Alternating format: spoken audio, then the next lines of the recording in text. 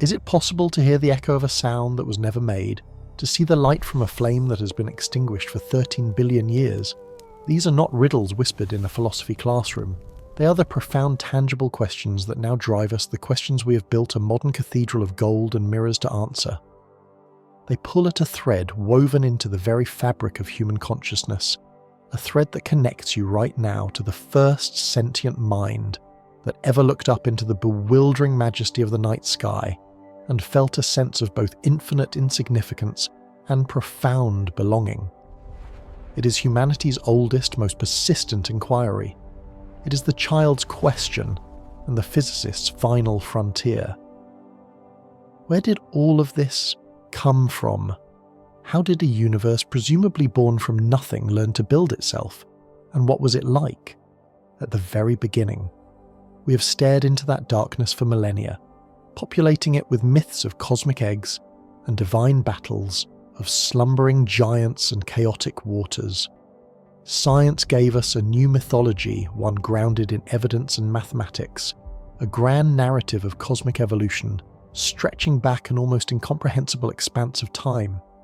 The number is so vast it borders on the abstract 13.8 billion years, a span of time so monumental that our human experience, all of our recorded history, all of our triumphs and tragedies, wouldn't even register as a single grain of sand on a coastline stretching around the entire Earth.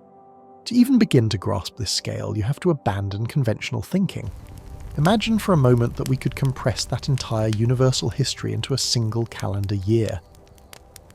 If the Big Bang happens in the first microsecond of January 1st, then the first true galaxies, the great subjects of our quest, don't begin to ignite the darkness until mid-January.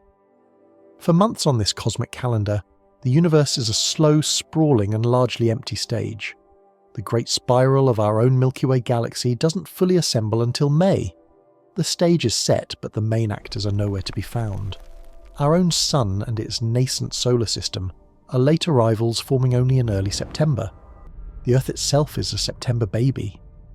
The first flickers of primitive life don't stir in the oceans until the end of that month. For all of October and most of November, the most complex life on our planet is little more than slumbering single cells. The dinosaurs, those titans of a lost world we think of as impossibly ancient, don't thunder across the land until the second week of December. They have their reign and are wiped from existence by a cosmic cataclysm all before Christmas Day. The entire story of Homo sapiens, from the first recognizable human ancestors to the person you are today, is compressed into the final minutes of December 31st. The Roman Empire rises and falls in the last 10 seconds. The Renaissance occurs with about 5 seconds left to midnight. Everything you have ever known, every person you have ever heard of, happens in the final fleeting tick of the cosmic clock. This perspective is humbling, and it is crucial, because it reveals that the overwhelming majority of cosmic time is a story in which we played no part. It is a history written in a language of gravity, gas and fire, a sprawling epic whose opening chapters have until now remained entirely unread.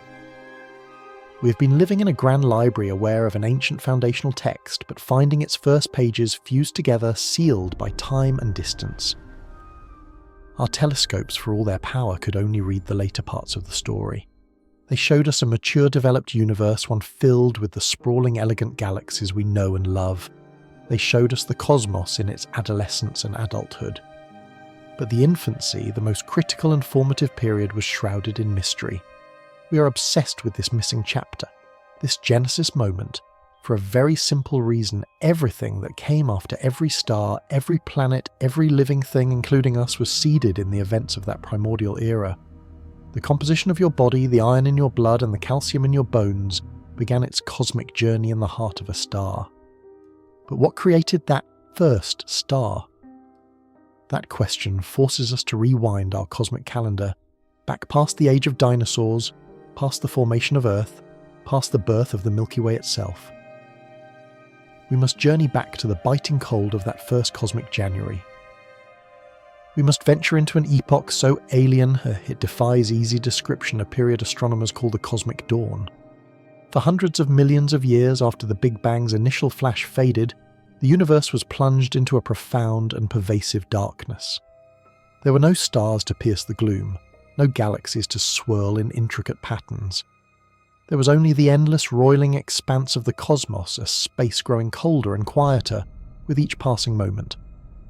The entire universe was filled with a thick neutral fog of hydrogen and helium gas, the raw material left over from creation's forge. It was a universe of overwhelming simplicity, a blank canvas of unimaginable proportions, pregnant with potential, but utterly devoid of structure. Think of it as a cosmic dark age, a silent waiting period. Gravity, the patient sculptor of the cosmos, was the only force at work whispering across the void. It was subtly, almost imperceptibly, gathering the densest regions of that primordial gas, pulling them inward, coaxing them into ever tighter knots. Within these slowly collapsing clouds of hydrogen, the pressure and temperature began to climb infinitesimally at first, then with gathering momentum. We have theorized for decades about what happened next. We have run supercomputer simulations that paint a ghostly theoretical picture of this era. In these models, deep within the most massive of these dark cocoons, a point is reached. A critical threshold of density and heat is crossed, and for the very first time the universe makes a star. A nuclear furnace ignites, unleashing a torrent of light and energy into a cosmos that has known only darkness. This moment, this first twinkle of light, is the single most important event in cosmic history since the Big Bang itself. It is the moment the universe began to build. That first star was not like our sun. Our theories tell us it would have been a monster, a celestial titan hundreds of times more massive, millions of times brighter, and living a furious short life. It would have been forged from pure hydrogen and helium, a true first-generation star. When it died in a colossal supernova explosion, it would have seeded the surrounding space with the first heavy elements, carbon, oxygen, silicon, the very building blocks of planets and of life. That first star was an act of creation. It was the spark. Soon it would be joined by others. Gravity would shepherd these first stars into small disorganized clusters, the seeds of the first galaxies. These were not the grand spirals we see today, but messy, compact, brilliant knots of light battling to be born against the oppressive darkness. This was the cosmic dawn, the moment the lights began to turn on across the universe. For all of our history, witnessing this event was considered an impossibility. It happened too long ago and is therefore too far away for any conventional telescope to see. It was a story we could only tell ourselves, a chapter we could only write with the ink of mathematics and imagination. To see it directly would require a machine that could not only peer across billions of light years of space, but could also somehow look backward in time, and that sounds like science fiction. But it is in fact the beautiful and profound reality of cosmology. It is the principle that underpins our entire endeavour. Because when you look out into space, you're never seeing things as they are right now. You're always, without exception, looking into the past. Light, for all its blistering velocity, is not instantaneous. It travels at a fixed finite speed, approximately 300,000 kilometers per second. This cosmic speed limit means that for every meter of distance light has to cross, a tiny fraction of a second passes. This effect is happening all around you all the time. The light reflecting from these words to your eyes takes a few nanoseconds to arrive. When you look at the moon, you are seeing it not as it is now, but as it was about 1.25 seconds ago. That is the time it took for moonlight to traverse the 400,000 kilometers to Earth. This delay is small, but it is real. When we look to our own star, the sun, the effect becomes more dramatic. The sunlight that warms your face on a clear day is old news. It began its journey from the sun's surface a little over 8 minutes ago. If the sun were to suddenly and inexplicably vanish, we would remain blissfully unaware for 8 full minutes, basking in the glow of a ghost. The past is always present in the sky. As we look deeper into space, this temporal delay grows from minutes to years to millennia to eons. The nearest star to our solar system, Proxima Centauri, is 4.2 light-years away. The light we see from it tonight began its journey when you were 4 years younger. We are seeing a past version of that star. The nearest major galaxy, Andromeda, is a staggering 2.5 million light-years away. The faint, fuzzy patch of light you can see with the naked eye on a clear, dark night is a postcard from the distant past. That light began its journey towards Earth 2.5 million years ago. At that time on our planet, the first primitive human ancestors were just beginning to walk the plains of Africa. The light from Andromeda has been travelling through the void for our entire species' existence. Every telescope then is a time machine. The bigger and more powerful the telescope, the more distant the past it allows us to visit. For decades we built ever larger instruments, pushing our view back hundreds of millions and then billions of years. We saw galaxies in their wild teenage years colliding and merging. We saw them in their toddlerhood, small and blue and bursting with star formation, but we always hit a wall, a point beyond which our vision failed us. The light from the very first galaxies, the infants of the cosmic dawn, was just too faint, too old, too stretched out for us to capture. This is where the story pivots. This is where a new eye opens on the universe, the James Webb Space Telescope.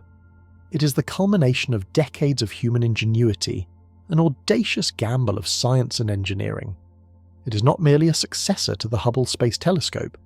It is a fundamentally different kind of instrument designed with one primary breathtaking goal in mind: to capture the faint fossilized light from the cosmic dawn. To be the time machine that finally takes us back to the universe's first morning. To do this, Webb cannot rely on the same kind of light our eyes see, over the 13. 8 billion years that the light from the first stars has been travelling towards us, the universe itself has been expanding. The very fabric of space-time has been stretching. And as it stretches the waves of light travelling through it. This phenomenon, known as cosmological redshift, is like a cosmic sigh. Light that began its life as brilliant high-energy ultraviolet and visible blue has been stretched, its wavelength elongated like a sound wave dropping in pitch. After its journey of more than 13 billion years, that primordial starlight has been shifted all the way down the electromagnetic spectrum into the infrared. It has become a form of light that is entirely invisible to our eyes and to most other telescopes. It is a whisper from the beginning of time, and to hear it you need a very special kind of ear. Webb is that ear. Its massive gold-coated beryllium mirror, a honeycomb of 18 hexagonal segments, is an unparalleled collector of infrared light. Chilled to a mind-numbing 50 degrees above absolute zero, shielded from the light of our own sun by a 5-layered shield the size of a tennis court, this telescope is the most sensitive infrared instrument ever built by humanity. It is an archaeological tool for celestial excavation designed to dig through the layers of cosmic history and uncover the foundational artifacts of creation. It is a golden eye staring unblinkingly into the past, poised to watch the ghosts of the first galaxies flicker into existence. This isn't just an incremental step forward. It is a paradigm shift in our ability to perceive the universe. For the entirety of human existence, the first billion years of the cosmos has been a blank map marked with the ancient warning, "Here be dragons." We have been standing on the shore of a vast dark ocean, able to see the waves, but completely unable to glimpse the strange, powerful creatures that swam in its deepest, most distant waters. Now for the first time we have sent a submersible into those depths. We are about to witness the birth of structure, the assembly of the first stellar cities, the moment the universe as we know it truly began to take shape. The questions are immense. Were the first galaxies the small, orderly structures our models predicted? Or were they violent, chaotic maelstroms far more advanced and mature than we ever thought possible? How quickly did the universe build these complex systems, and what lit that first fire? The promise of the James Webb Space Telescope is the promise of answers. It is the promise of replacing simulation with observation theory with evidence. The dispatches from the dawn of time have begun to arrive, and what they are showing us is already more beautiful, more complex, and more profoundly challenging to our understanding than we ever dared to imagine. The story of our cosmic origins is about to be rewritten. What does it take to create light from absolute nothingness? For almost the entirety of human history, that question belonged to the realm of myth to theology, to the hushed corridors of philosophy. The cosmos we saw was a magnificent but ultimately predictable machine, a celestial clockwork of stars and planets wheeling through an eternal unchanging void. It was vast, yes, but it was static. It had always been, and it would always be. This was the universe of our ancestors, a universe of comfortable certainty, a cosmic stage upon which our brief human dramas played out, but a stage whose architecture was fundamentally fixed. That comforting illusion, an idea that had anchored human thought for millennia, was about to be shattered not by a philosopher or a prophet, but by a quiet, meticulous astronomer, perched high on a California mountain, peering into the abyss with a new and powerful eye. His name was Edwin Hubble, and in the 1920s he would single-handedly rewrite our origin story by simply measuring the light from distant fuzzy patches in the night sky. At the time, these smudges of light, these spiral nebulae, were a source of intense debate. Were they nascent solar systems forming within our own Milky Way, or were they something far grander? Using the colossal 100-inch Hooker telescope at the Mount Wilson Observatory, a true titan of its time, Hubble began a painstaking survey. He was hunting for a specific type of star known as a Cepheid variable, a kind of cosmic metronome whose rhythmic pulse of brightening and dimming is directly linked to its true intrinsic luminosity. They are standard candles, beacons in the dark. If you can measure how fast a Cepheid blinks, you know how bright it truly is. By comparing that true brightness to how dim it appears from Earth, you can calculate its distance with astonishing precision. Hubble found his Cepheids within the Andromeda Nebula, and when he did the mathematics, the result was a Copernican-level shockwave. Andromeda wasn't a nearby cloud of gas.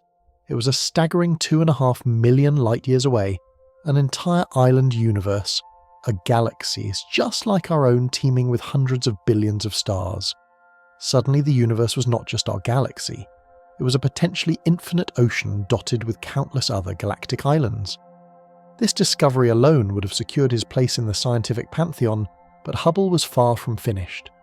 He had revealed the sheer scale of the cosmos, but he was about to uncover its deepest secret, its dynamic, evolving nature. As he measured the light from these distant galaxies, he noticed something deeply strange, a universal signature encoded in their starlight. The light was stretched, its wavelength shifted towards the red end of the spectrum. This phenomenon, the Doppler effect, was well known on Earth. It's the reason an ambulance siren sounds lower in pitch as it speeds away from you. In space, a red shift in light means the same thing: the source is moving away. What Hubble found was not just that a few galaxies were receding, but that nearly all of them were, and the farther away a galaxy was, the faster it was flying away from us. This was not the signature of a random scattering of objects. It was the unmistakable footprint of a single coherent, all-encompassing expansion. It wasn't that galaxies were flying through a static space like shrapnel from an explosion.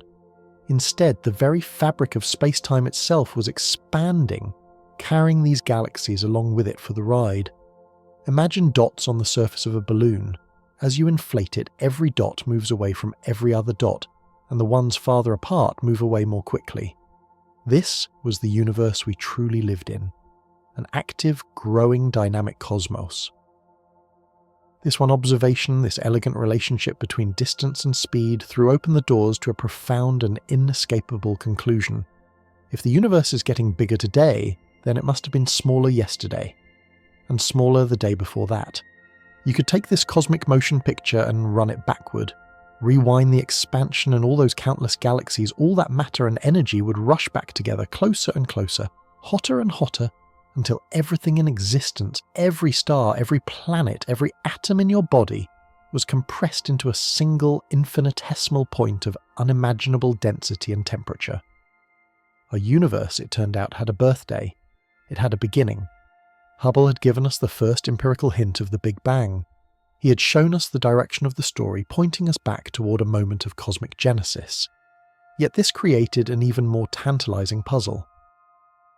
If the universe did indeed erupt from such a cataclysmic state, there should be some evidence left behind, some primordial echo of that creation event. For decades, this idea remained a powerful but purely theoretical concept. The primeval fireball of the Big Bang would have been blindingly bright, a perfect furnace of pure light. As the universe expanded and cooled, that light should have cooled with it, its brilliant high-energy gamma rays stretching over 13.8 billion years into the longest, coolest, lowest energy wavelengths possible, microwaves. The entire universe should be glowing faintly with the residual heat of its own birth, a fossilized afterglow, an omnipresent whisper of creation. It was a beautiful prediction, but finding it would be another matter entirely. The discovery, when it came, was not the result of a grand targeted search, but of a complete and utter accident stumbled upon by two radio astronomers in New Jersey who were just trying to get a clear signal. In 1964, Arne Penzias and Robert Wilson of Bell Labs were working with a massive horn-shaped antenna, an exquisitely sensitive instrument designed for early satellite communications. But they had a problem. No matter where they pointed their antenna, no matter the time of day or the season, they were plagued by a persistent low-level hiss, a background noise they simply could not eliminate. It was a uniform, frustrating static that seemed to emanate from every corner of the sky at once. Convinced it was an engineering flaw, they began a systematic process of troubleshooting. They recalibrated their instruments, they checked their wiring, they even climbed into the giant horn and scrubbed it clean, removing what they famously described as a white dielectric material pigeon droppings. But the hiss remained. It was stubborn, isotropic, and utterly inexplicable. This wasn't noise from Earth, nor was it coming from the Sun or the Milky Way. It was coming from everywhere, from the very space between the stars. Unbeknownst to them, just a few miles away at Princeton University, a team of physicists led by Robert Dicke was actively building an experiment to search for this very signal, the predicted afterglow of the Big Bang. When a mutual colleague connected the two groups, the puzzle pieces snapped into place with breathtaking speed. The frustrating noise in the Bell Labs antenna was not a malfunction. It was the oldest light in the universe. Penzias and Wilson had accidentally discovered the cosmic microwave background, the CMB. They had found the echo of Genesis. This light was a time capsule, a snapshot of the universe, as it was a mere 380,000 years after the Big Bang. Before this moment, the cosmos was a superheated, opaque plasma, a chaotic soup of particles and radiation locked in a furious embrace. Light couldn't travel more than a few feet without being scattered, trapping it in a cosmic fog. But as the universe expanded, it finally cooled enough for protons and electrons to combine and form the first stable neutral atoms. Suddenly, the universe became transparent. The light that had been trapped for millennia was finally set free, and it has been travelling across the cosmos ever since, carrying with it a perfect photograph of that instant of liberation. When we finally mapped this light in detail with satellites like COBE and DoubleMap, it revealed a portrait of the infant universe that was both astonishing and deeply perplexing. It was to an almost impossible degree uniform. The temperature of the CMB is the same everywhere we look to, within 1 part in 100,000. It's like looking at a newborn baby and seeing that every single cell in its body is at the exact same temperature with no variation whatsoever. This incredible smoothness told us that the very early universe was a remarkably simple place, a nearly perfect, featureless expanse of evenly distributed matter and energy. Those tiny, minuscule fluctuations in temperature, those ripples in the primordial pond, were the seeds of everything we see today. They were the gravitational nucleation points around which all future structure, all the stars, galaxies, and clusters of galaxies would eventually form. We had found our baby picture. We could see the faint blueprint for the modern cosmos. We had traced our cosmic lineage from Hubble's expanding present all the way back to this wall of infant light, and for a time it seemed we had a complete story. But a profound question began to haunt cosmologists. We had the present-day universe filled with glittering galaxies, and we had this ancient photograph of a smooth glowing fog at 380,000 years old. But what happened in between? What happened after the brilliant flash of the CMB faded but before the first star managed to ignite? This vast, uncharted gulf in cosmic history, spanning hundreds of millions of years, was almost a complete blank. Scientists gave this period an evocative and mysterious name, the Cosmic Dark Ages. This wasn't darkness in a metaphorical sense. It was a literal, physical darkness. After the universe became transparent, it was filled with a vast cooling and electrically neutral hydrogen gas. There were no stars. There were no galaxies. There were no sources of light anywhere in the cosmos. Imagine an infinite, silent ocean of hydrogen and helium, growing ever more dilute as space expanded, shrouded in an all-encompassing blackness that stretched from one edge of the observable universe to the other. This was a universe without celestial mechanics as we know it, a kingdom ruled by a single patient force, gravity. In the profound silence and the starless night, gravity was the only architect at work. It began its slow, inexorable and monumental task. Those tiny, almost imperceptible density fluctuations seen in the cosmic microwave background were its raw material. In regions where the gas was just a fraction of a percent denser than average gravity's pull was just a little stronger. Over millions of years, that tiny advantage compounded. Gravity began to patiently gather the diffuse hydrogen, pulling it from the surrounding voids into wispy filaments, creating a vast invisible cosmic web. These filaments then flowed into ever denser knots, vast halos of gas slowly contracting under their own immense weight. This was the clandestine gestation of the luminous universe, a construction project carried out in total darkness. Within the hearts of these collapsing halos, the pressure and temperature began to climb, reaching thresholds never before seen in the young cosmos. A critical point was approaching, a moment when the first pockets of this primordial gas would become so dense, so hot, that they would ignite the fires of nuclear fusion. This was the theoretical dawn, the moment the universe would switch the lights on for the very first time, but it remained stubbornly, frustratingly theoretical. The problem was that this cosmic genesis event was doubly hidden from us. First, it was hidden by time located an almost unimaginable 13.5 billion years in the past. Second, it was hidden by physics. The first stars, massive and brilliant though they were born inside thick cocoons of the very neutral hydrogen gas that defined the Dark Ages. This gas acts like a thick fog, absorbing the powerful ultraviolet light of those first stars and rendering the entire era opaque. Furthermore, the light from these first glimmers of dawn that did escape has been travelling for so long through an ever-expanding universe that its wavelength has been stretched beyond belief. Light that began as brilliant high-energy ultraviolet has been redshifted all the way across the electromagnetic spectrum past visible light and deep into the infrared. It has become a form of light entirely invisible to the human eye. This is where the limits of our previous vision became a hard wall. The magnificent Hubble Space Telescope, the instrument that had defined modern astronomy for a generation, is a master of visible and ultraviolet light.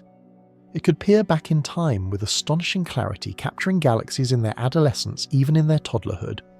It showed us the grand, sweeping structures of the cosmos taking shape, but it could not penetrate the veil of the Dark Ages. It wasn't built for it. Its vision grew hazy at the very epochs we needed to see most clearly. It could see the brilliant aftermath of the first galaxies setting the universe ablaze, but it could not witness the spark itself. It was like arriving at a fireworks display just as the grand finale ends, seeing only the residual smoke hanging in the air.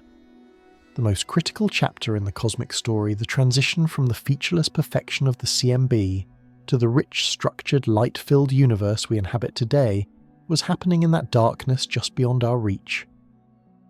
How did those first stars truly form? Were they lonely gargantuan behemoths, 1,000 times the mass of our Sun, burning for only a few million years before exploding in cataclysmic supernovae? Or did they form in clusters, their collective radiance tearing through the primordial fog? How did these first points of light assemble themselves into the first protogalaxies?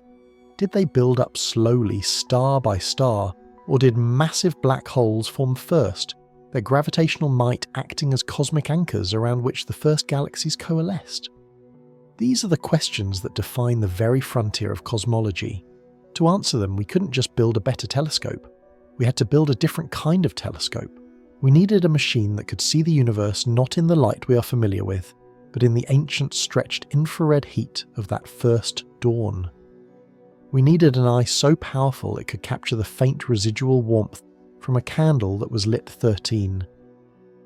5 billion years ago from the other side of the universe, we needed a time machine, and we were about to build one. But that promise, the sacred pledge to witness our own cosmic genesis, is not easily kept. It is a promise defended by the most formidable guardian in the universe distance itself. Not the distance of miles, but the distance of time, a chasm 13.5 billion years wide. The light from those very first galaxies, the photons that carry the tale of creation, did not simply travel to us. They undertook an odyssey, an epic journey across an expanding, evolving, and fundamentally transformative cosmos. To understand the challenge, you must first understand the battlefield. The universe we inhabit is not a static theatre where light zips from one point to another. It is an active, breathing entity, and its defining characteristic is its relentless expansion. From the first moment of the Big Bang, space itself has been stretching, unfurling like an infinite fabric, and carrying everything within it along for the ride. Now imagine the very first starlight born in a blaze of pristine blue-white glory. This light is a wave, a vibration of energy travelling through the cosmos. As it begins its journey, its wavelength is short, its energy high. It is the energetic, youthful light of a universe in its infancy. But as this light travels the space it is travelling through, is stretching. Think of a wave drawn on a rubber sheet. As you pull the edges of the sheet, the wave itself gets longer, its peak-to-peak distance increasing. The same thing happens to that ancient starlight. For billions of years, as it crosses the unfathomable void between galaxies, the very fabric of space-time it rides upon is expanding beneath it. And with every light year it travels, the wave of light is stretched. Its energy bleeds away not into nothingness but into this cosmic expansion. This process is a kind of universal theft, a slow, patient erosion of energy over eons. The brilliant, vibrant blue light is stretched into cooler yellows and oranges. As its journey continues for millions, then billions of years, it is pulled further into the deep reds. This is cosmic redshift. It is the universe's signature, the indelible fingerprint of its own growth stamped onto every single photon that has travelled a great distance to reach us. The farther away we look, the faster an object is receding from us, carried by that expansion, and the more its light has been stretched, the more it has been redshifted. For the galaxies, we seek the primeval ancestors from the cosmic dawn. The effect is not subtle. It is absolute. Their light has been on the road for over 98% of the age of the universe. It has been stretched so profoundly, so completely, that it has been pulled right off the visible spectrum. The light that left those first stars as a brilliant, searing blue, the kind of light that would blind you, arrives at our doorstep today not as light at all. It arrives as heat. It has been redshifted past red, past deep red, and into the invisible realm of the infrared. This ancient sacred light has become a ghost, a faint thermal whisper carrying the most profound story ever told, but in a language our eyes can no longer read. And there lies the confrontation. The very physics that allows us to look back in time is the same physics that hides the prize from our view. To see the birth of the universe, we cannot build another telescope. We must build a time machine, a machine tuned not to see but to feel the faint warmth of creation across an ocean of time and space. This quest for an echo of heat presents a paradox so exquisite it borders on cruel. To detect the faint residual warmth from the dawn of time, the machine we build must be colder than anything nature can achieve on Earth. It must be a vessel of absolute cold, an island of impossible stillness in a sea of cosmic radiation. Any heat from the telescope itself, from its mirrors, its structure, its electronics would be a blinding fog. It would be like trying to listen for the footsteps of an ant while standing next to a jet engine. The telescope's own thermal glow would utterly overwhelm the faint signal it was built to find. The James Webb Space Telescope could not therefore be just a successor to Hubble. It had to be its philosophical opposite. Where Hubble orbits in the relative warmth and convenience of low Earth orbit, bathed in the reflected heat of our own planet, Webb had to be banished. It required a deep, profound isolation. The engineering challenge became a multi-generational war fought on three fronts, the eye, the shield, and the sanctuary. First, the eye. How do you build a mirror capable of collecting these ghostly photons? It needed to be enormous, far larger than Hubble's, to gather enough of this impossibly faint light. The dream was for a primary mirror, 6.5 meters across a light collecting area, more than 6 times greater than its predecessor. But a single piece of glass that large would be far too heavy to launch, and would shatter or deform under the brutal forces of escaping Earth's gravity. The solution was an act of breathtaking mechanical poetry, a mirror that could fold. An eye that would be launched blind and tightly packed, only to blossom into its full glory in the void. engineers settled on a design of 18 individual hexagonal segments arranged in a magnificent golden honeycomb. Each segment began as a block of pure beryllium, a rare, light and astonishingly strong metal. Beryllium was chosen for its almost supernatural ability to hold its shape at cryogenic temperatures, shrinking predictably and uniformly as it cooled, ensuring the mirror's focus would remain perfect. These beryllium blanks were then ground and polished with a patience that defies imagination. Technicians worked in sterile cleanrooms, isolated from the world, shaving off material atom by atom, crafting a surface so smooth that if you scaled a single segment to the size of the entire North American continent, the largest imperfection would be just a few inches high. But even this flawless surface was not enough. To see in the infrared, the mirror needed to be an almost perfect reflector of that specific kind of light. And the element that excels at reflecting infrared radiation better than almost any other is gold. So in a vacuum chamber, each of these perfectly polished beryllium mirrors, these marvels of modern engineering, were coated with a microscopic layer of pure 24-karat gold. The amount was tiny, barely a couple of ounces, for the entire mirror array sputtered onto the surface in a vaporous cloud, creating a layer just 700 atoms thick. A golden skin, a whisper of precious metal, transforming these segments into the most efficient infrared collectors ever conceived by humankind. And all of it, this 21-foot golden eye, was designed to fold like a piece of cosmic origami 2 side wings of 3 mirrors, each tucking back the whole assembly, contracting to fit within the tight confines of a rocket's payload fairing.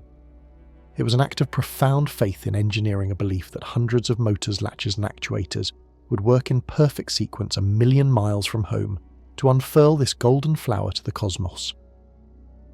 But this magnificent eye would be utterly useless without the second front of our war, the shield. The telescope had to be kept at a staggering minus 233 degrees Celsius, just 40 degrees above absolute zero, the point where all atomic motion ceases. Yet it would be launched into the inner solar system, where the unfiltered light of our star, the Earth's own reflected glow, and even the faint warmth of the moon are a constant raging inferno. The solution was one of the most audacious and complex structures ever sent to space, a sunshield. Not a simple panel, but a colossal 5-layered kite of gossamer-thin material, each layer as thin as a human hair, and the entire assembly as wide as a tennis court. Unfurled in space, it is a magnificent shimmering shield of silver, a barrier between the warm, familiar solar system we know and the cold, dark universe Webb was built to explore. The material is a specialized plastic called Captain, coated with vaporized aluminum and a doped silicon, giving it its reflective silvery appearance. Each of the 5 layers is precisely shaped and separated by a vacuum gap. This design is the sunshield's secret genius. The first layer facing the sun will bear the brunt of the heat, reaching a temperature hot enough to boil water. But as it radiates that heat away, only a fraction passes to the second layer. That second layer, now much cooler, radiates its own heat away, passing an even smaller fraction to the third. By the time you reach the 5th and final layer on the cold side, where the telescope lives, the temperature has plummeted by nearly 300 degrees Celsius. The sunshield creates a pocket of artificial deep space, a zone of manufactured shadow and cold. It is a passive refrigerator of astronomical proportions.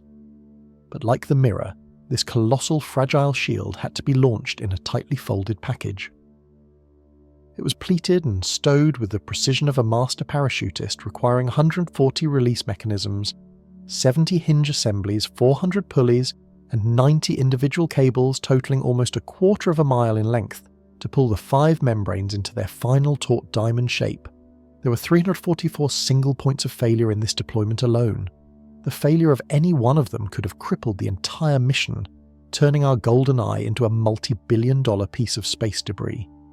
It was the single most complex deployment sequence ever attempted for a space mission, an achingly tense 2-week-long mechanical ballet performed in total silence. Finally, there was the third front, the sanctuary. Where could we place this impossibly delicate machine? Earth orbit was too hot, too bright.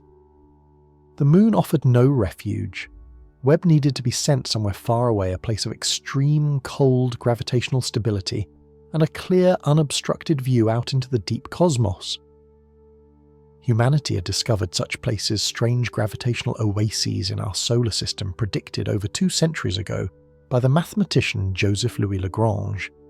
These are points in space where the gravitational pull of the Sun and the Earth balance each other perfectly. An object placed there will orbit the Sun in perfect lockstep with the Earth. It becomes a loyal, distant companion. One of these, called the second Lagrange point, or L2, exists 1 million miles from Earth in the exact opposite direction from the Sun. From this vantage point, the Sun, Earth and Moon are always in the same part of the sky. This was the key. From L2, the telescope could keep its back to all 3 major heat sources simultaneously. The sunshield would become a permanent parasol, always pointed towards home, while the golden mirror could forever stare into the cold, dark abyss. L2 is not a place. It is a mathematical ghost, a gravitational eddy in the river of space-time. An anchor point in the void. It would be Webb's home, a lonely frigid outpost from which to conduct its vigil. But this journey was a one-way trip. Unlike Hubble, which was visited 5 times by space shuttle astronauts for repairs and upgrades, Webb's distant orbit at L2 is utterly beyond our reach. There would be no second chances, no service missions, no rescue plans. Every system had to be perfect. Every deployment had to work the first time. It was the highest stakes gamble in the history of astronomy. This triple confrontation with physics, with engineering, and with the tyranny of distance was not the work of a few years. It was the defining labour of a generation. The idea for a large infrared space telescope was first conceived before Hubble had even launched. Scientists who dreamed of it as graduate students grew into senior professors, their entire careers entwined with the fate of this one extraordinary machine. Engineers spent decades solving problems that had never before been encountered, inventing new materials, new software, new ways of testing things that could only ever work in zero gravity. Thousands of people across multiple space agencies from dozens of countries poured their professional lives into its golden mirrors and its shimmering shield. They built it, they tested it, and they folded it one last time, sealing it within the rocket that would be its cradle, its cannon, and its final farewell. As the launch date approached, a palpable silence fell over the global astronomical community. Decades of hope, of ambition, of human ingenuity were all riding on a single controlled explosion. The anticipation was immense, a mixture of profound hope and terrifying fear. This wasn't just another satellite.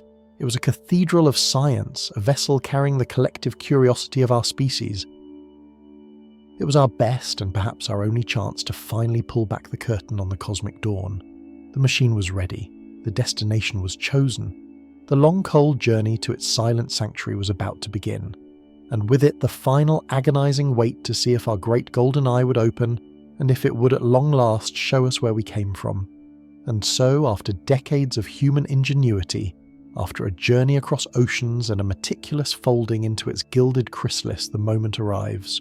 On the humid shores of French Guiana, a machine built to witness the dawn of time stands poised atop a pillar of controlled fire, a silent testament to a species desperate to know its own origins. There is no turning back from here. The final countdown is not just a sequence of numbers, it is a rhythmic letting go, a surrender of this $10 billion time machine to the unforgiving laws of physics. Each number is a heartbeat for thousands of engineers holding their breath across the planet. 10, a final torrent of liquid oxygen venting like a dragon's sigh. 9, the immense sound suppression system flooding the launch pad with a tidal wave of water. 8, the ignition sequence beginning deep within the Ariane 5 rocket's core. We are no longer its keepers, we are now merely spectators to its violent birth. The world ignites.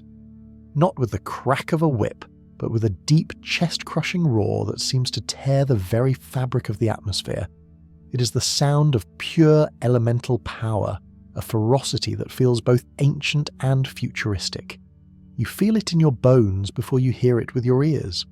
For a heart-stopping second, the rocket hangs there held in place by immense clamps as its engines build to an impossible crescendo, then release. A slow, almost majestic ascent begins defying the colossal weight of our world's gravity. It climbs pushing against the blue veil of our sky, a golden needle stitching a thread of fire towards the heavens. For those watching it, is a profoundly emotional paradox, the most delicate instrument ever conceived, riding the most violent vehicle we can create. The solid rocket boosters, two colossal Roman candles strapped to the core stage, burn with an incandescent fury, doing the brutal work of punching through the thickest layers of air. Inside its fairing, the Webb is subjected to a symphony of destruction, a vibration so intense it would liquefy a human being, a force it was tortured with in simulations for years, all to prepare it for these fleeting, violent minutes. 2 minutes into the flight, the boosters exhaust their fuel. With 2 explosive reports, they peel away, falling back to the ocean like spent casings, their job complete. The ride becomes smoother, the core stage now pushing the telescope higher, faster into the thinning air where the sky deepens from blue to indigo, to the pure star-flecked black of the void. Then silence. The main engine cuts off, and for the first time the James Webb Space Telescope experiences zero gravity. It is now in space, but its journey has barely begun. The protective nose cone, the fairing that shielded it from its brutal atmospheric ascent, splits open like a clamshell and falls away. For the first time, the telescope's golden mirrors and delicate sunshield are exposed to the raw, unfiltered emptiness of space. It is a moment of profound vulnerability. 30 minutes after leaving its home planet, Webb separates from the upper stage of its rocket. A final gentle push sends it on its solitary path. From the rocket's camera, we see it drift away, a glint of gold and silver against the backdrop of a receding Earth, shrinking to a pale blue marble. The umbilical cord is cut. It is alone. Now begins the true ordeal, a journey not of brute force, but of terrifying fragility. Webb is coasting towards a unique point in space, 1 million miles from Earth, a gravitational oasis known as Lagrange Point 2. But it cannot travel as a packed-up box. It must perform the most complex deployment sequence ever attempted, a robotic ballet of hundreds of individual movements, each one a potential mission-ending failure. It is an origami satellite, and it must now unfold itself with flawless, painstaking precision, all while flying away from any possibility of repair at nearly a mile per second. The first command is sent. Within hours of launch, the solar array, its single source of lifeblood, unfurls like a wing and immediately pivots towards the sun. The telescope awakens. Its systems hum to life, powered by the very star whose ancient light it will soon hunt across the cosmos. Days later, the high-gain antenna, its voice to speak with Earth, deploys and locks into place, opening the channel for the torrent of data that will both guide its transformation and eventually rewrite our textbooks. But these are the simple steps, the prelude to the main event. The true terror, the sequence that kept engineers awake for years, is the deployment of the sunshield. This is Webb's parasol, its shield against the heat and light of the sun, moon and Earth. To see the faint primordial light of the first stars, the telescope's mirrors and instruments must be cryogenically cold, just tens of degrees above absolute zero. The sunshield is the refrigerator that makes this possible.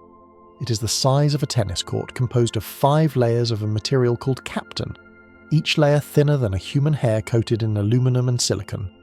For launch, this colossal fragile structure was folded and pleated like an accordion and pinned into a space no bigger than a suitcase. Now it had to unfold perfectly. The first step is to deploy the 2 massive pallets that hold the folded shield, swinging them down into position like the covers of a book. The commands are sent, and 1 million miles away motors whir. Mission Control waits in agonizing silence for the telemetry to confirm success. Every sensor, every switch must report back with the exact right signal. They do. The pallets are in place. Next, the telescope itself must gain some height. A telescoping tower extends, pushing the entire mirror and instrument assembly 2 meters away from the spacecraft bus. This creates a critical gap and empty space that will thermally isolate the hot sun-facing side from the impossibly cold space-facing side. Again, the data streams back across the void. Success. Now comes the moment of truth. The covers that protected the delicate membranes are rolled back, exposing the 5 layers to space for the first time. Nothing has ever been deployed on this scale with this level of fragility this far from home. The process is excruciatingly slow, governed by dozens of motors, hundreds of pulleys, and thousands of feet of cable. The first layer begins to be pulled taut. It is a process of tensioning where the membrane is carefully stretched and separated from the others. If it snags, if it tears, if a single cable fails to release, the entire mission is compromised. The light of the first galaxies will remain forever shielded from our view by a crumpled sheet of foil. For days, this celestial drama unfolds in utter silence. Engineers on Earth send a command, then wait, watching graphs and numbers, trying to interpret the health of their creation from the faint signals it whispers back across the vastness. One by one, the layers separate. One by one, they are pulled into their final taut, kite-like shape. The fifth layer locks into place. Against all odds, the sunshield is deployed. A collective sigh of relief ripples through control rooms around the world, a release of tension built over 2 decades. The most difficult part is over. With its great shield now protecting it, the telescope can finally reveal its eye. The secondary mirror held at the end of 3 long spindly legs unfolds and latches into position.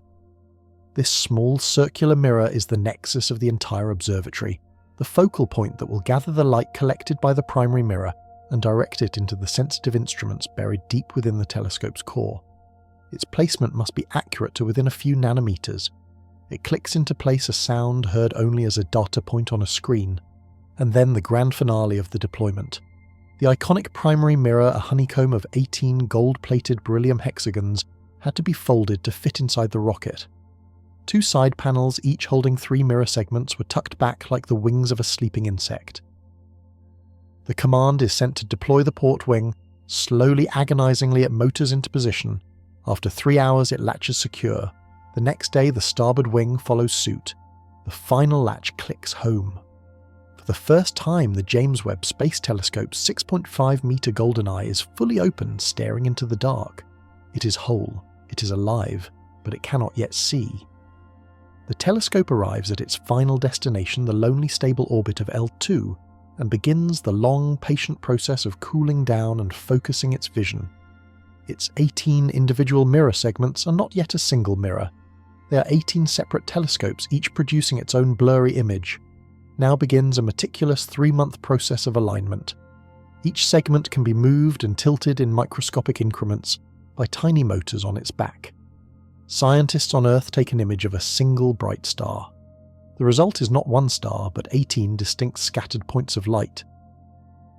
The task is to nudge each mirror one by one, bringing those 18 reflections into a single, perfectly stacked, razor-sharp point.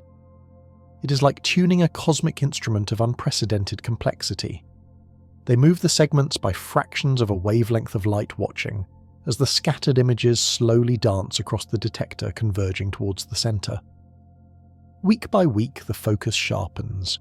The 18 points become one.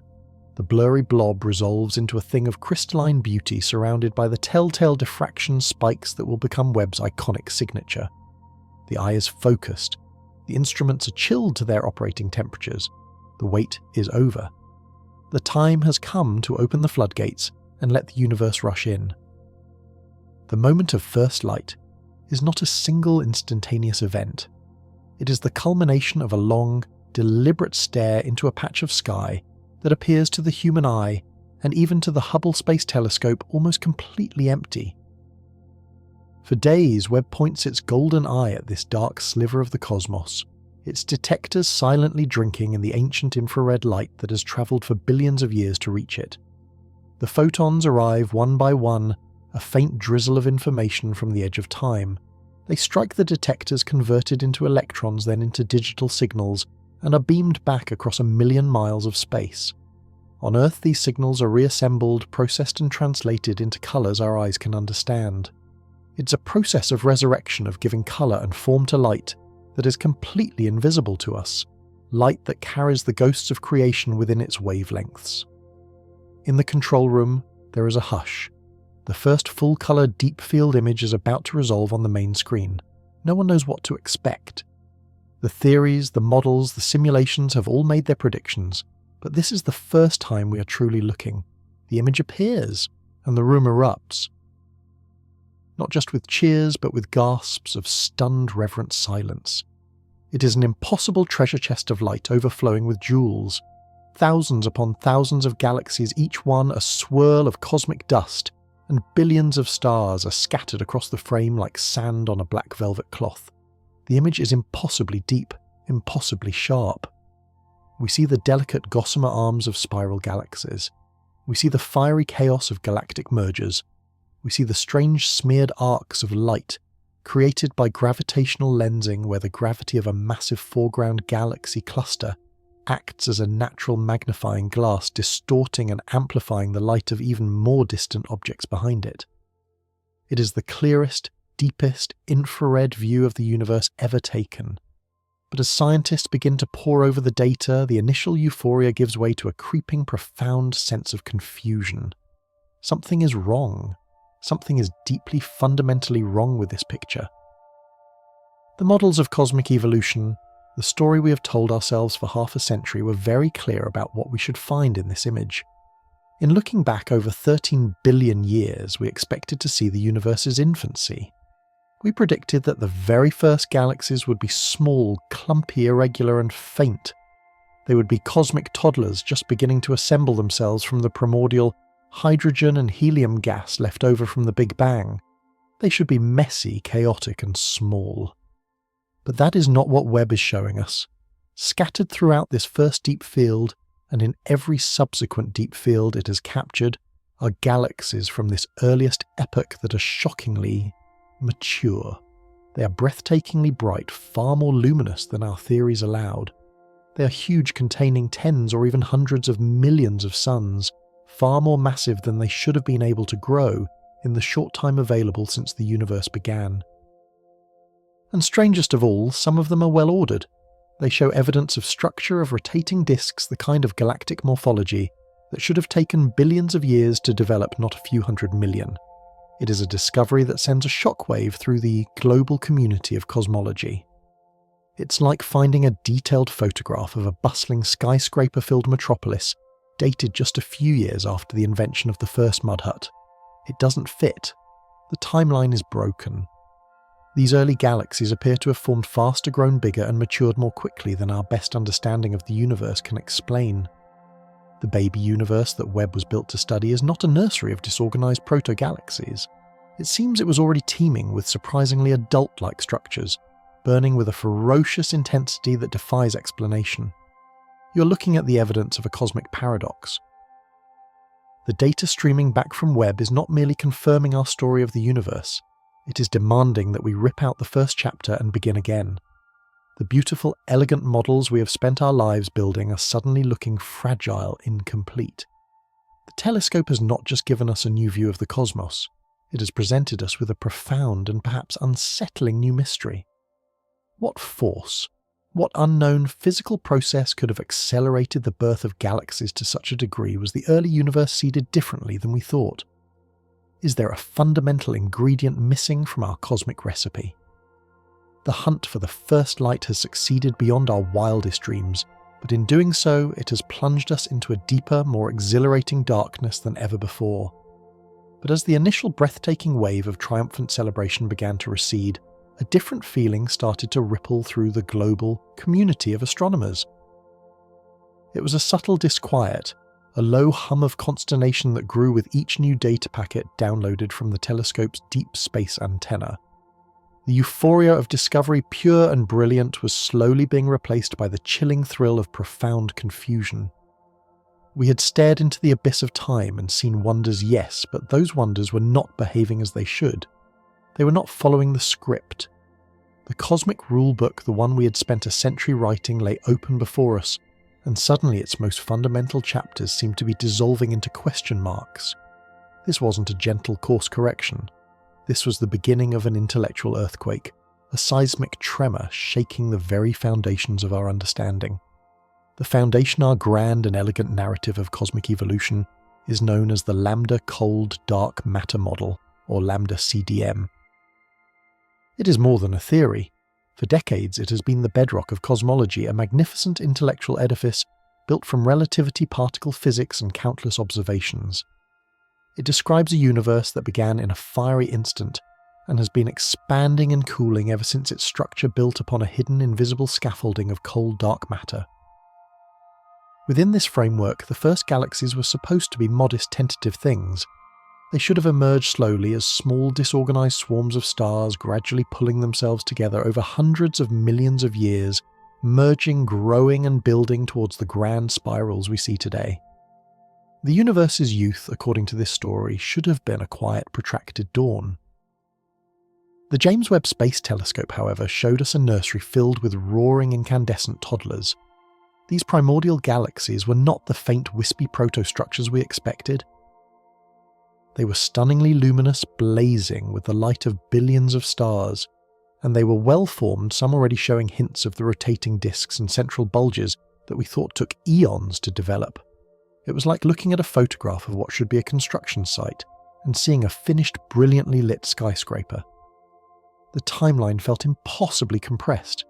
The universe, it seemed, had learned to build masterpieces with breathtaking, almost reckless speed.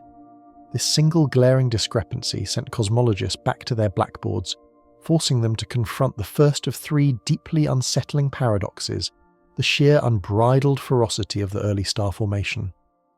Our models are built on cosmic physics, on the universal laws of supply and demand. To build stars, you need an immense supply of cold, dense hydrogen gas, the universe's primary building block. And you need time for gravity to patiently shepherd that gas into collapsing clouds, where the pressure and temperature can climb high enough to ignite nuclear fusion. Lambda CDM predicted that this process would be inefficient in the early universe. The first halos of dark matter, the gravitational wells where galaxies are born, would have been relatively small. Gathering enough fuel would have been a slow, arduous process. Yet what JWST revealed were celestial forages running white-hot, consuming gas at a rate that our models simply could not replicate. These galaxies were not just forming stars, they were manufacturing them with an industrial efficiency that bordered on the absurd. This forces us to ask a cascade of revolutionary questions. Did the very nature of the universe's primordial gas allow for a much faster cooling and collapse than we ever imagined? Perhaps the first generation of stars, the mythical population 3. Stars forged from pure hydrogen and helium were far more massive and influential than we calculated. These ephemeral titans 1,000 times. The mass of our Sun would have lived short, violent lives, exploding as supernovae that could have compressed the surrounding gas, triggering shockwaves of creation in a way our simulations had failed to capture. We had envisioned a gentle accumulation, but the evidence was now pointing towards a violent, explosive epoch of creation, a chain reaction of stellar birth that swept through the infant cosmos. The universe wasn't slowly waking up, it was being born in a firestorm. The elegant, gradual curve of our graphs had to be redrawn into a sudden vertical spike, a testament to a creative power far exceeding our most generous estimates. As theorists wrestled with the impossible brightness of these cosmic infants, a second, even more profound mystery was emerging from the telescope's data, a monster lurking in the heart of the cosmic dawn. For decades, we believed we understood the growth of the universe's largest inhabitants, the supermassive black holes. These are the gravitational anchors of galaxies' titans weighing millions or even billions of times the mass of our Sun, residing in the core of nearly every major galaxy, including our own Milky Way.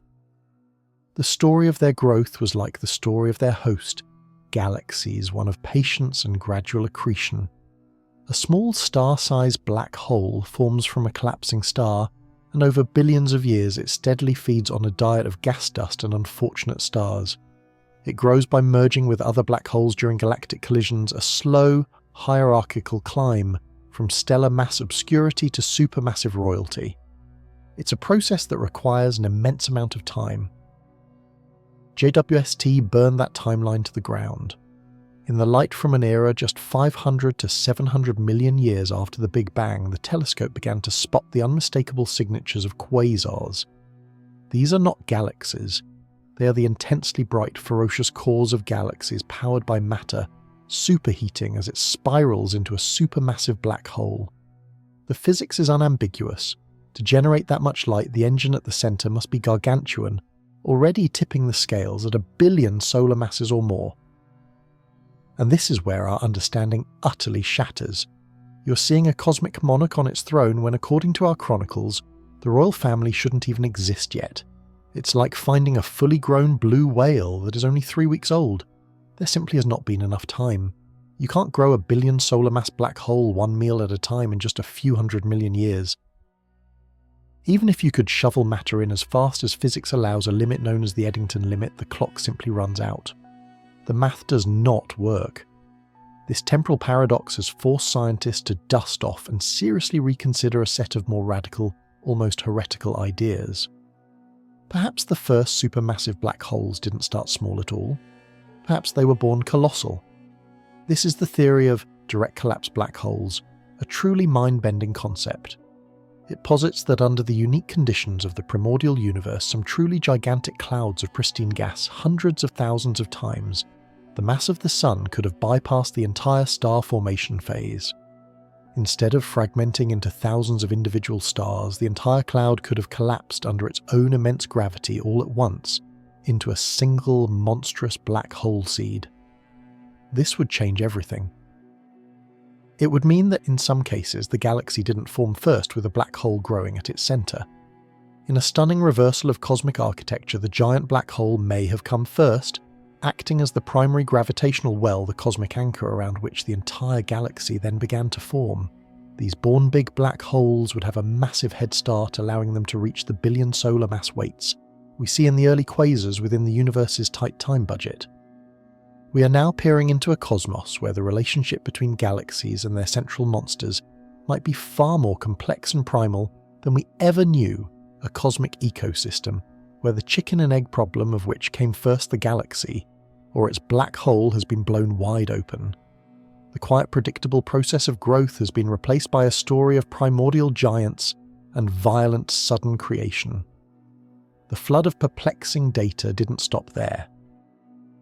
As we struggled to reconcile the impossible star factories and the adolescent black hole titans, a third pillar of our cosmic origin story began to buckle the ionization of the universe. For the first 380,000 years after the Big Bang, the universe was an opaque soup of plasma. As it cooled, protons and electrons combined to form neutral hydrogen atoms, and the cosmos entered a period known as the Cosmic Dark Ages. The universe was transparent, but there were no stars to light it up. Then, as the first stars and galaxies ignited, they began to emit powerful ultraviolet radiation. This light acted like a celestial blowtorch, stripping the electrons from the hydrogen atoms and ionizing the gas. This process reionization burned away the cosmic fog, making the universe the transparent star-filled expanse we know today. Our previous models, based on data from telescopes like Hubble and the Planck satellite, painted a picture of a slow, patchy reionization. We envisioned the first galaxies as tiny, lonely lighthouses carving out small bubbles of transparency in the vast, thick fog of neutral hydrogen. Over hundreds of millions of years, these bubbles would slowly grow and overlap, eventually merging to clear the entire cosmic ocean. It was a gradual sunrise, a dawn that stretched across a vast expanse of time. But the sheer number brilliance and unexpected clustering of the galaxies discovered by JWST suggest a very different story. There appear to be far more sources of ionizing radiation in the early universe than we ever accounted for. Those lonely lighthouses were, it seems, part of a vast interconnected power grid that switched on with surprising synchronicity. This implies that reionization may have happened much, much faster than we thought. The dawn may have been less of a slow, gentle sunrise and more of a sudden universe-wide flash. This finding doesn't just recalibrate a cosmic clock, it changes the environmental conditions for every single galaxy that was trying to form during that epoch. A faster, more intense reionization would have heated the intergalactic gas more quickly, potentially making it harder for smaller, less massive galaxies to capture the fuel they needed to grow. It could have effectively sterilized vast regions of the cosmos, quenching star formation in some places while promoting it in others. The process we thought was merely about making the universe transparent may have been a powerful sculpting force, an environmental feedback mechanism that profoundly shaped the galactic evolution that followed. We are realizing that the end of the Dark Ages was not just a change in lighting. It was a fundamental phase transition for the entire universe, and its timing and ferocity are crucial pieces of the puzzle that JWST has now scrambled.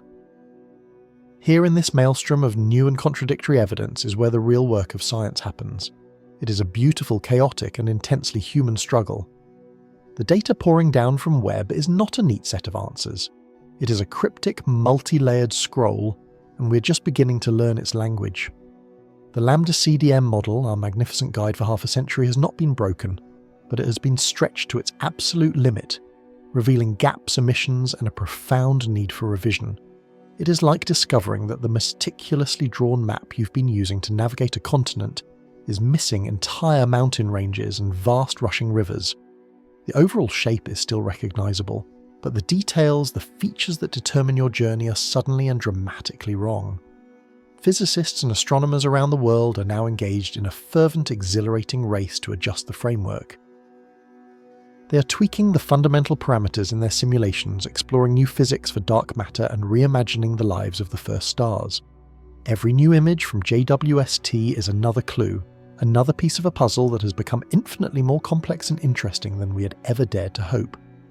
We are witnessing in real time the painful, glorious process of a paradigm shift. The old comfortable story of a slow, orderly universe is being challenged by a more violent, more dynamic, and far more surprising infant cosmos. We are unmoored from the certainty of our old theories, cast into a sea of profound and thrilling new questions. And as we stare into the glare of these impossibly ancient, impossibly bright galaxies, we know that the simple answers are all gone. The downward path into complexity is the only way forward, a descent that promises to lead us not to a dead end, but to a deeper and more truthful understanding of where it all began. The initial shockwaves of discovery, the flood of disorienting data that seemed to shatter our most cherished models, have now begun to subside. In their wake, something extraordinary is happening. Among the global community of scientists poring over these jeweled portraits of the cosmic dawn, a new consensus is taking shape. The seeming chaos of JWST's early finds was not the sound of our theories breaking, but the first complex chords of a new cosmic symphony. We are learning to listen. The telescope's unblinking golden eye staring into the abyss of time has continued its vigil, and with each passing month the pixels assemble themselves not into puzzles but into answers. The paradoxes are not contradictions, they are revelations, signposts pointing the way toward a far grander, more violent and more accelerated story of our cosmic genesis than we ever had the audacity to imagine. The universe, it turns out, did not learn to run. It was born sprinting. At the very heart of this revised history lie shadows of impossible-sized gravitational monsters that have no right to exist so early in the story. We are speaking of supermassive black holes. For decades, our models assumed they grew slowly, sipping on gas and merging with other small black holes over billions of years. They were supposed to be a feature of the mature adult universe. Yet JWST located something that defied this logic. Stare with us into the field of the Cosmic Evolution Early Release Science Survey into a faint smudge of a galaxy designated Sears 1019. It lies over 13 billion light-years away, a relic from a time when the universe was barely 500 million years old. And at its core, Webb's instruments detected the unmistakable spectral signature of a ravenous giant.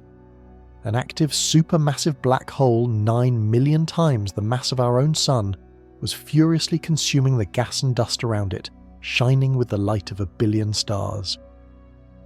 A black hole of this scale at this epoch is like finding a fully grown oak tree just 1 week after the first seed was planted.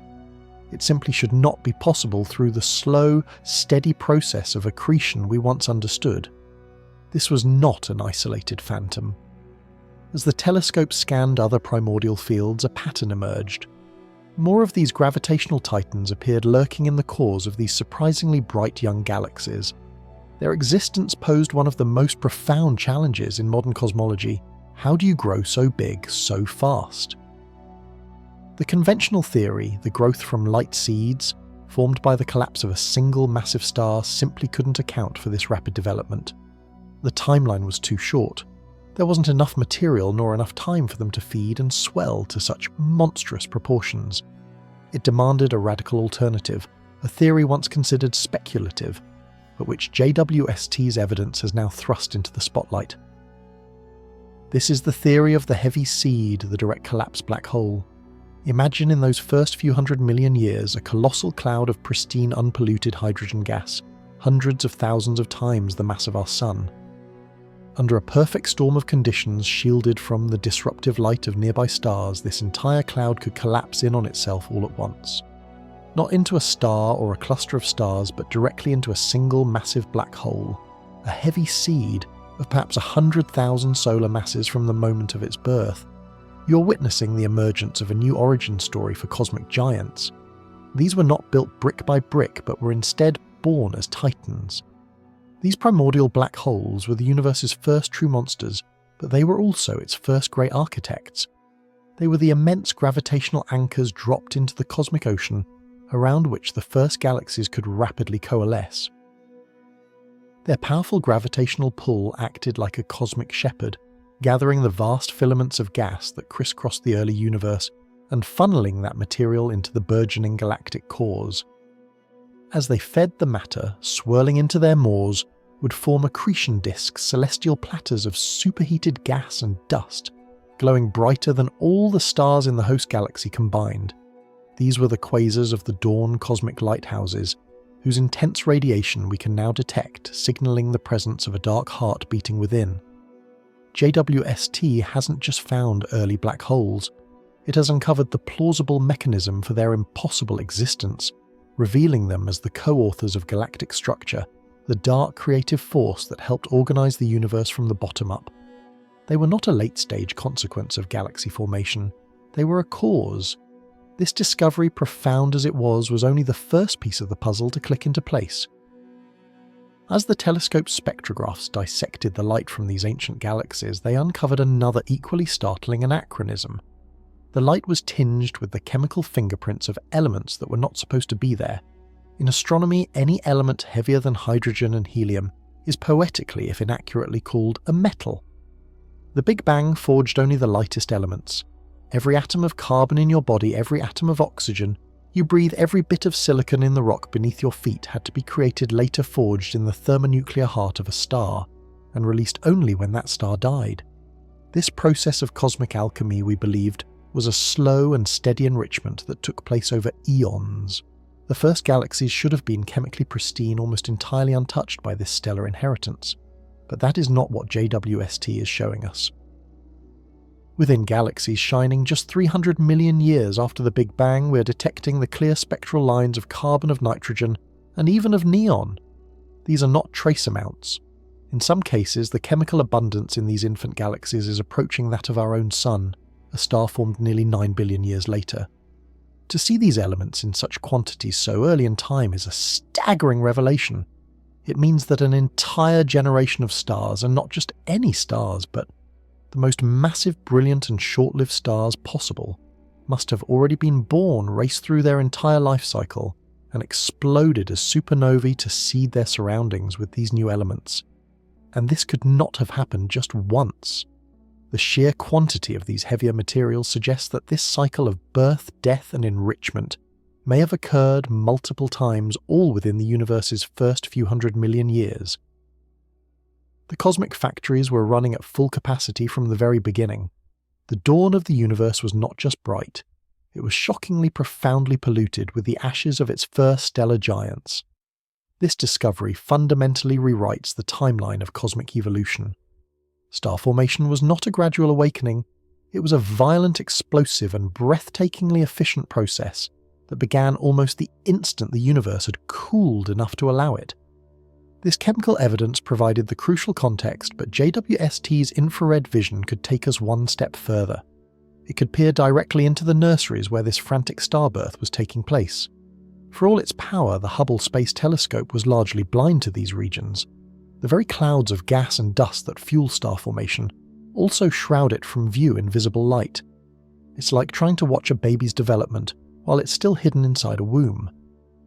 But Webb's infrared eyes see through the dust. For the first time, we can pierce these cosmic veils and witness the mechanics of primordial starbirth in exquisite, unprecedented detail. What we're seeing is not the simple monolithic collapse of a gas cloud that our older models depicted.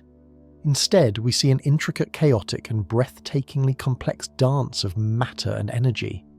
We see vast sprawling filaments of cold, gas cosmic arteries funneling material towards denser knots of star-forming potential. Within these knots, we can resolve individual protostars, tiny points of light just beginning to ignite their nuclear furnaces still sputtering to life. We can see the powerful stellar winds from the first truly massive stars that have already ignited, blasting out from their stellar poles like celestial blowtorches. These winds carve immense cavities into the surrounding nebulae, compressing the gas on the edges of these bubbles and triggering new waves of secondary star formation.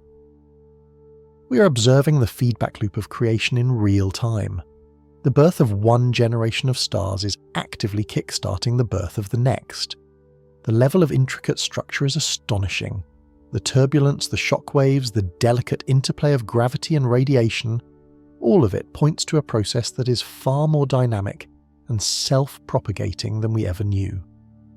These images are not just beautiful, they are data-rich maps that allow us to finally understand the physics of how the universe began to build itself. They show us precisely how these early galaxies were able to convert their gas into stars with such shocking efficiency, providing the physical evidence to support the chemical clues we saw in their light. The engine of cosmic creation was more powerful, more intricate, and it started far, far earlier than we ever believed. And with these three pillars of discovery, the giant black holes, the unexpected chemical enrichment, and the detailed view of star-forming nurseries, the solution to one of the greatest mysteries of all begins to crystallize: the mystery of reionization.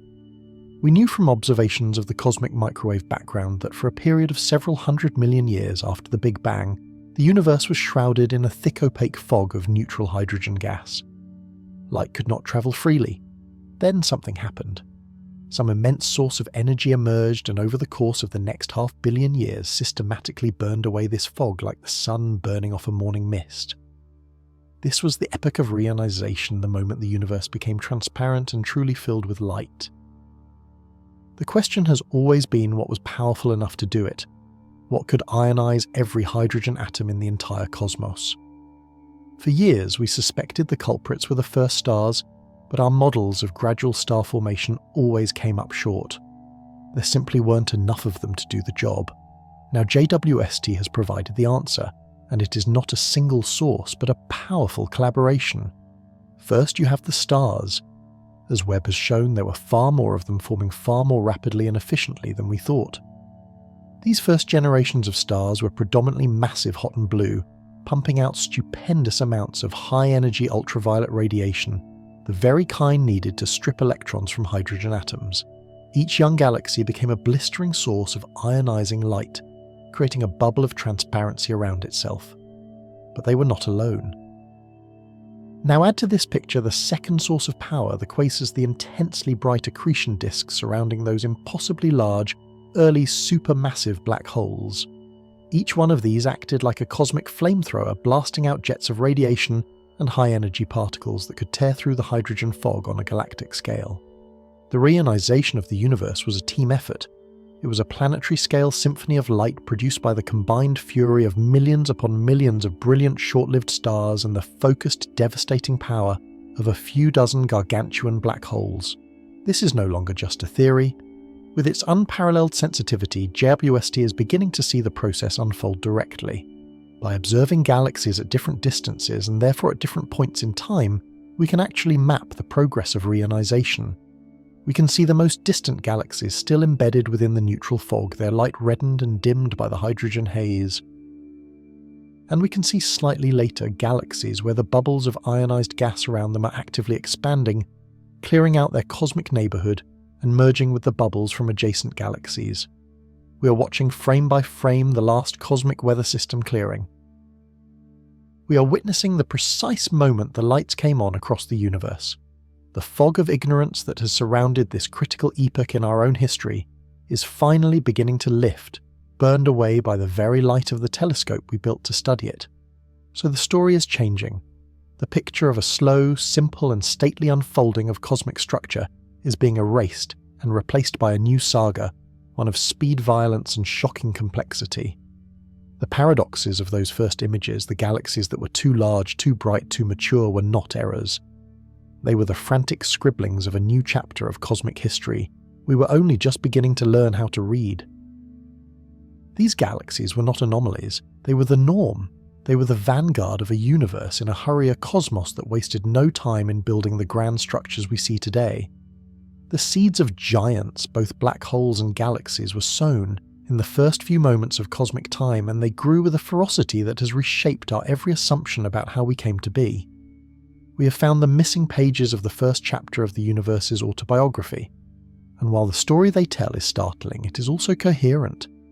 For the first time, we are piecing together a continuous observationally driven narrative that stretches from the aftermath of the Big Bang to the grand celestial cities of the present day. We are looking at the baby pictures of our universe, and for the first time they are finally coming into focus, and so the light arrives. After a voyage across 13.5 billion years of expanding space-time, a journey through the birth and death of countless generations of stars, it finally ends its pilgrimage here in our time on a gilded hexagonal mirror. These are not mere pictures. They are the universe's oldest scripture written in a language of photons, telling a story we have only ever dreamed of reading. For so long, the cosmic dawn was a theoretical shore, a hazy coastline glimpsed through the fog of mathematics and simulation. We held maps drawn from inference and elegant equations, but we had never truly seen the landscape. Now, the fog has lifted. The James Webb Space Telescope has not just given us a clearer view, it has landed us on that primordial shore, and the world we've discovered is wilder, more vibrant, and more challenging than our neat theories ever allowed. We are strangers in a familiar land, the land of our own cosmic birth, forced to relearn the very grammar of creation. The old textbooks, with their clean, linear narratives of galaxy formation, are now beautiful relics of a simpler time. They told a story of quiet, stately growth of small, timid proto-galaxies, patiently gathering wisps of gas over hundreds of millions of years, slowly and methodically building themselves into the grand spirals we see today. But the light from Webb's deepest fields tells a different, more violent and far more dramatic tale. In the data that streams back to Earth, we see cosmic behemoths, galaxies of shocking mass and maturity already blazing with the light of 1 billion stars when the universe was barely a toddler. These are the cosmic impossibilities, the discoveries that keep theorists awake at night because they shouldn't exist. They are like finding a fully grown oak tree in a tray of freshly planted seeds. The serene, predictable story of gradual accumulation has been torn apart, replaced by a saga of explosive, rapid formation, a universe in a hurry to build its first great cities of light. It seems the cosmic dark ages did not end with a gentle sunrise, but with a sudden galaxy-wide firestorm. We thought we were watching the slow, deliberate brushstrokes of a master painter. Instead, we have found the raw, chaotic and brilliant frenzy of a sculptor, hewing structure from primordial stone with a celestial blowtorch. This revelation has sent a shockwave through the very bedrock of cosmology.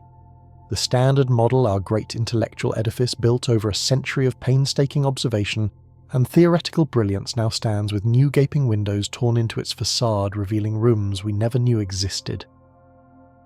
How did these first galaxies get so big so fast? What unknown physics accelerated their growth? Was the initial supply of dark matter lumpier than we presumed, providing denser gravitational anchors for gas to accumulate? Or did the first generation of stars, the colossal population 3 stars, live and die with such explosive fury that they seeded the cosmos with heavy elements far more efficiently than our models predicted, jump-starting the entire process? These are no longer minor details to be ironed out. These questions strike at the heart of our understanding of structure formation, the grand process that turned the smooth, hot soup of the Big Bang into the lumpy, intricate and life-bearing cosmos we inhabit. For every cherished answer Webb has provided, it has gifted us with a dozen more profound and perplexing questions. It is the ultimate sign of a successful scientific mission. It has not provided closure, but has instead flung open the doors to a vast, unexplored continent of inquiry, beckoning us forward into the unknown. We sent a messenger into the past to confirm what we thought we knew, and it has returned as an oracle speaking in riddles of a universe far stranger and more magnificent than our imaginations had conceived. We are forced now to confront the true nature of the architects of this early cosmos, the first black holes. We once imagined them as the patient seeds of gravity growing slowly at the hearts of emerging galaxies over eons. Yet Webb's data hints at something far more radical. It suggests the presence of supermassive black holes millions of times the mass of our Sun, already enthroned in the centres of these nascent galaxies. They're too large to have grown by the conventional method of consuming stars and gas one meal at a time. Their very existence whispers of a different origin story of direct collapse black holes born not from the death of a single star, but from the catastrophic implosion of unimaginably vast primordial clouds of gas. These would be the true progenitors, the gravitational patriarchs of the cosmos, around which the first galaxies coalesced like moths to a flame. This telescope has given us the tantalizing ghost-like spectra of quasars powered by these ancient engines, their light acting as a cosmic searchlight, illuminating the composition of the universe when it was less than 5% of its current age. We are no longer just studying galaxies. We are conducting an archaeological dig into the very nature of gravity itself, searching for the fossilized evidence of its most extreme and creative acts. The universe, it seems, did not wait to build its monsters. They were there from the beginning, shaping the flow of matter and destiny with an invisible, inescapable hand. And in that light we have found more than just structure. We have found chemistry. The search for the universe's first elements was a foundational goal of this mission. We expected to find a clean, simple place, a cosmos composed almost exclusively of the hydrogen and helium forged in the Big Bang's first 3 minutes. We were prepared for a universe of stark simplicity. But Webb's sensitive instruments, tasting the faint chemical signatures in the atmospheres of the oldest stars and the glow of the most distant nebulae, have found traces of carbon, of oxygen, of neon. These are the elements of life, the dust from which planets and people are made present in surprising abundance far earlier than we thought possible. It is a discovery that fundamentally reframes our own cosmic timeline. The crucibles were lit sooner.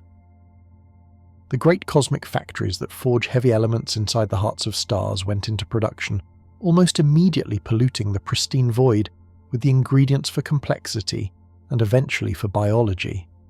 This finding resonates deep within our own bones, for the carbon in our cells and the oxygen in our breath were synthesized in stellar processes that began in this very epoch.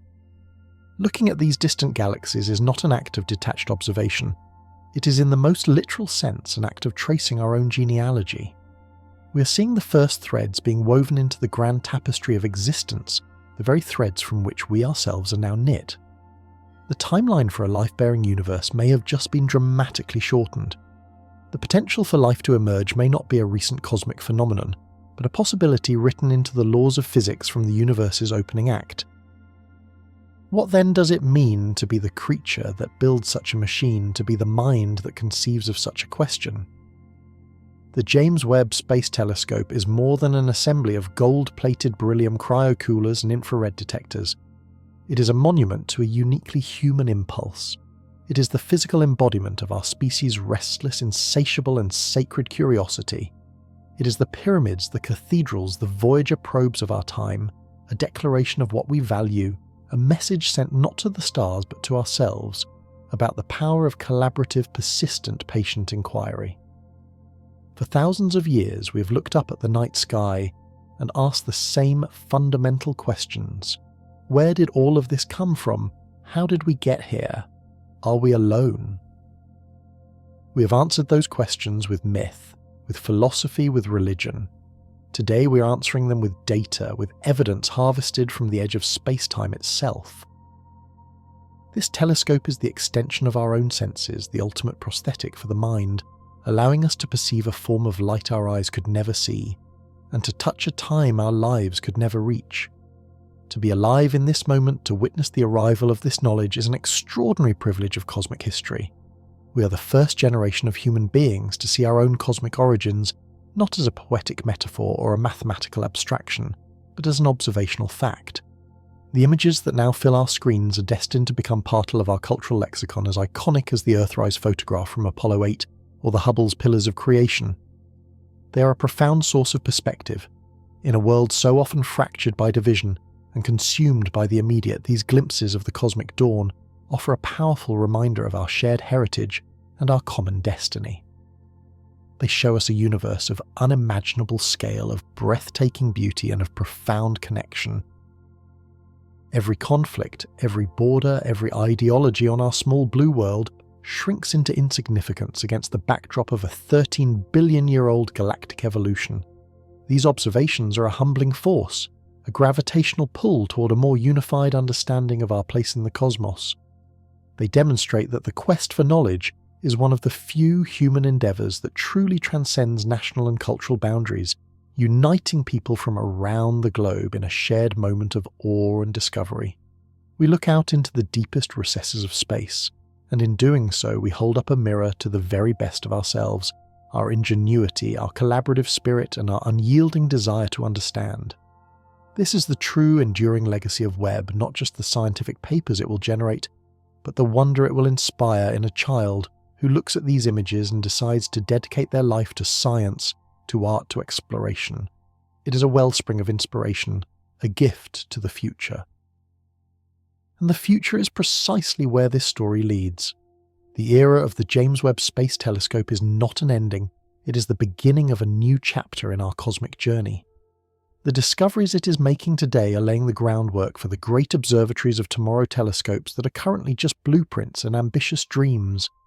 Future instruments will be designed specifically to answer the new questions Webb has raised. They will seek out the faintest signatures of life in the atmospheres of exoplanets Webb has identified. They will map the cosmic web of dark matter with unprecedented precision to understand why those first galaxies grew so quickly. They will hunt for the gravitational wave echoes from the mergers of the first black holes. A new generation of theoretical physicists armed with this revolutionary data will construct new models of the universe, pushing the boundaries of knowledge, and perhaps even challenging Einstein's relativity on the grandest scales. Science is not a destination, it is a relentless, self-correcting process of exploration. Webb is not the final word, but the opening statement in a new, deeper conversation with the universe. It has taken us to the horizon of our knowledge, and has shown us that beyond it lies not an empty void, but an infinite ocean of mystery waiting to be explored. So as we stand here at the culmination of this immense journey, we are left with an overwhelming sense of awe. We have built a golden eye, a time-travelling oracle, and we have pointed it toward the beginning of everything. In its gaze, we have seen the first light to pierce the cosmic darkness. We have witnessed the birth of the first stars and the assembly of the first galaxies. We have traced the chemical path that leads from the Big Bang to the biology that is looking back. We have pushed the boundaries of what it is possible to know. But more than that, we have been reminded that the universe is not a static, finished object to be studied. It is a living, evolving, and creative entity, and we are not merely observers of it. We are a part of it. We are the universe made conscious, a fleeting but glorious opportunity for the cosmos to understand itself.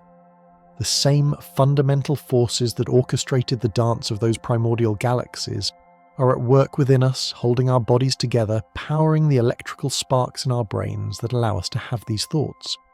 The drive to look up, to question, to explore is not just a human trait. It is a cosmic impulse encoded into the very fabric of space-time, a universe striving to be known. For 13.8 billion years, the story of the cosmos has been unfolding in silence. Now finally, there is someone here to listen, to wonder, and to tell it.